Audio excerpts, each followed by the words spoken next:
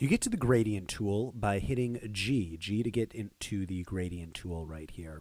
And the way that it works is you click and drag and it creates a gradient from the foreground color to the background color. So let's undo that and let's set the background color at red and the foreground color at blue, and you can see that it creates a gradient from one color to the other. Wonderful.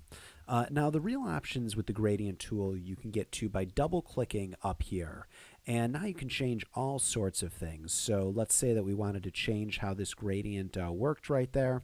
Let's say we wanted to add another color in, so let's make this color, well, that's changing the opacity. Let's make it so there's a yellow that gets into the mix. I just did that by clicking down here. Let's make it so it gets a little bit less opaque up here. So I clicked up here, and then I lowered the opacity. I click down here, and then I can add in a bunch of different colors. So I'm going to say OK. And now when I click and drag, it happens in whatever was double clicked up there. And there's all sorts of default options, from foreground to background color, from foreground color to transparent, from black to white, etc., etc. You can do things like stripes, all sorts of different options. So let's just do the basic foreground color to background color. Now there's a couple of other options that you can do on here. You can set the mode, instead of just to normal, you can make it so it only darkens the image. You can make it so it goes on multiply. Well, here, I'll show you the big three that you might use. Multiply, screen, which is a way of lightening.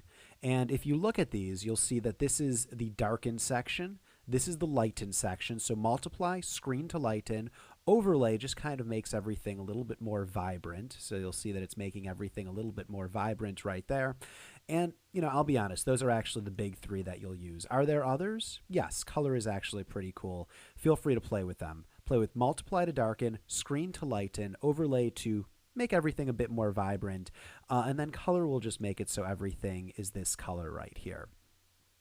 So those are a couple of things with the gradient option. Other options, less important. I wouldn't worry about them.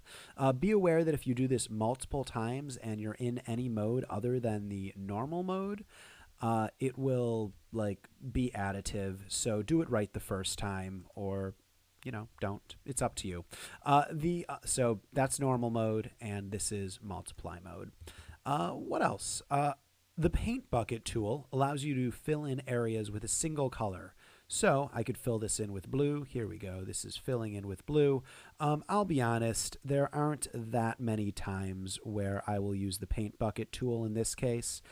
Generally, it's a matter of using the wand tool to get exactly the right selection. So here, let's go to that. I'm going to the wand tool to get exactly the right selection.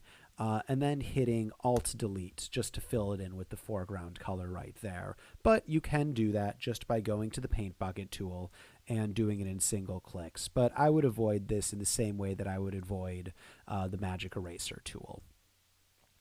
And the last tool located here is the 3D material drop tool. So in order to do that, I need to set up a 3D layer. So let's quickly set up a 3D layer. Bike.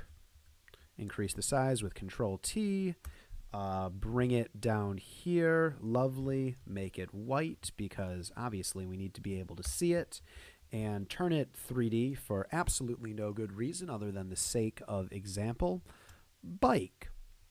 And you'll notice that all of our menus over here jump to some of the 3D options. There we go. And now when I go to 3D material drop tool, I can choose a 3D material and drop it in onto a certain surface. So there we go. 3D material dropped onto that. So those are your different paint bucket options. What is this wonderful result that we have here? Wonderful. For the full 4-hour Photoshop crash course, click on the link below. And to get more of the tools, just click on this link inside of the video itself. Thanks for joining me.